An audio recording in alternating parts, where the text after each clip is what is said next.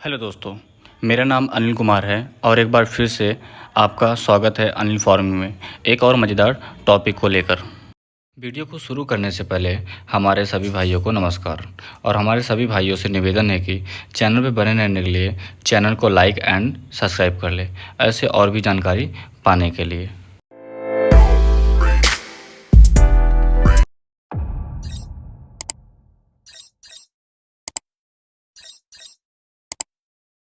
हम बात करेंगे अफ्रीकन स्वाइन फ्लू के बारे में। हरियाणा के रोहतक में 120 से ज़्यादा सूरों अफ्रीकन स्वाइन फ्लू की कहर से मर चुके हैं। रोजाना सूरों की मौत के बाद भी प्रशासन बेफिक्र है, जबकि अफ्रीकन स्वाइन फ्लू सूरों के साथ इनके पालकों को भी प्रभावित कर रहा है।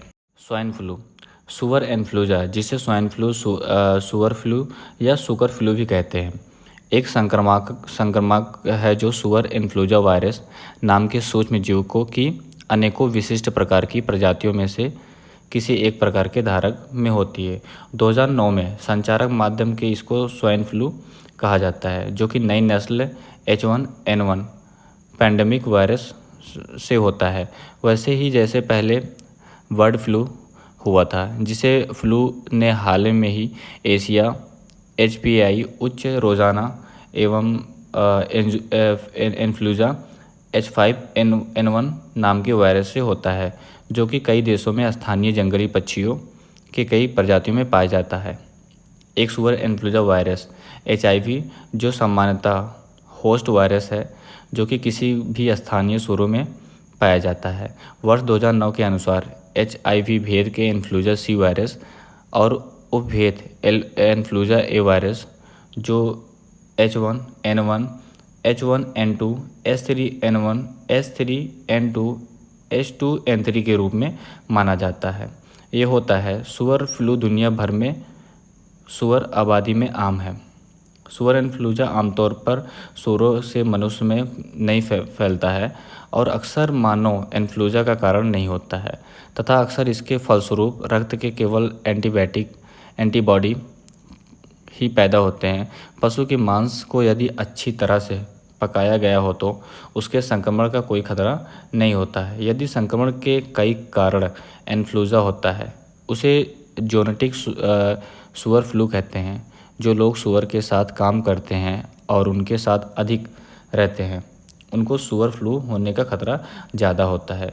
20वीं शताब्दी के मध्य के इन्फ्लुएंजा उपभेदों की पहचान संभव हो सकता है, जो मनुष्य के लिए संचरण के सही निदान की जानकारी देता है। तब से 50 संचरण की पुष्टि दर्ज की गई है। इस तरह से नस्ल एक मनुष्य के दूसरे मनुष्य से बहुत कम ही प्रवेश करता है। मनुष्य में सुअर फ्लू के लक्षण मूल इन्फ्लुएंजा के लक्षण होते हैं। इन्फ्लुएंजा जैसे लक्षण होते हैं, जैसे ठंड लगना, बुखार का आना, गले में खराश, मांसपेशियों में दर्द, गंभीर सिर दर्द, खांसी, कमजोरी और अन्य असुविधा। सुअर भी मानव इन्फ्लुएंजा में संक्रमित हो सकते हैं। यह वर्ष 1918 के फ्लू महामारी के दौरान प्रतीत होता है। अब हम बात कर लेते हैं स्वाइन फ्लू कैसे सूअरों के बीच फैलता है। सूअर स्वाइन फ्लू प्राप्त कर सकते हैं अगर एक संक्रमित सूअर की छोड़ी गई सांस की बूंदों को अपनी सांस से खींचते हैं। उन्हें एक संक्रमित सूअर के साथ प्रत्यक्ष या अप्रत्यक्ष सूअर से संपर्क के माध्यम से भी संक्रमण हो सकता है। सूअरों में इन्फ्लुएंजा संक्रमण में बुखार आता है, सुस्ती होती है, छींकें आती है, खांसी होती है, सांस लेने में कठिनाई और भूख की कमी महसूस होती है। कुछ मामलों में संक्रमण में गर्भपात भी हो जाता है। हालांकि मृत्यु दर आमतौर पर कम है, लगभग 1 से 4%। वायरस वजन घटाने के साथ साथ विकास को भी कम करते हैं, जिससे किसानों को आर्थिक नुकसान पहुंचता है। संक्रमित सूअरों को शरीर का वजन 3 से 4 हफ्तों की अवधि में 50 पाउंड से अधिक कम हो जाता है। हम बात कर लेते हैं स्वाइन फ्लू सूअर के लिए कि क्या करने से हम इस सब चीज़ से बच सकते हैं। जैसे कि कहा जाता है सुअर इन्फ्लुएंजा सूअरों के लिए घातक नहीं है। इसके लिए थोड़े से उपचार और देखभाल की ज़रूरत है। इसकी बजाय पशु चिकित्सक के प्रयास फार्मों और अन्य फार्मों पर केंद्रित रहते हैं। टीकाकरण और पशु प्रबंधक तकनीकी इन प्रयासों के लिए सबसे ज़्यादा महत्वपूर्ण है। इनके उपचार के लिए एंटीबायोटिक्स का भी प्रयोग किया जाता है, जिनका असर इन्फ्लुएंजा वायरस पर नहीं होता है। इन्फ्लुएंजा युक्त कमज़ोर झुंड पर बैक्टीरियल निमोनिया और अन्य माध्यमिक संक्रमण को रोकने में मदद करते हैं। सुरक्षा एजेंसी की सलाह है कि हर कोई हर समय इन सुविधाओं का पालन करे। बार बार साबुन और पानी से अपने हाथ धोए।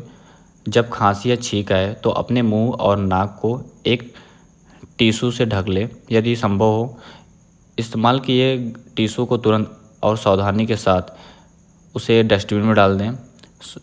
और कोशिश करें कि अपने फॉर्म के मेन गेट पे चूने का प्रयोग करें। और हर वीकली अपने सूअर को अपने फॉर्म पे डिटॉल से धोएं। इससे आप भी सेफ़ रहेंगे और आपके पशुओं भी सेफ़ रहेंगे। आज के लिए बस इतना ही। आगे की जानकारी हम आपको नेक्स्ट वीडियो में देंगे। आप अपने कोशिश करें कि आप अपने पशु चिकित्सालय में जाके टीकाकरण का व्यवस्था करें, क्योंकि स्वाइन फ्लू का टीकाकरण आपके नज़दीकी चिकित्सालय में उपलब्ध हो गई होगी। आप वहां से जाके आप उसे प्राप्त कर सकते हैं, ताकि आपके पशु भी सेफ़ रहें और उससे आप भी सेफ़ रहें।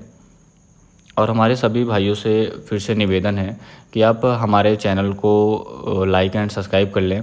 हमारे चैनल को आप हमारे वीडियो को लाइक तो कर रहे हैं और देख भी रहे हैं, उसके लिए आपका बहुत बहुत धन्यवाद।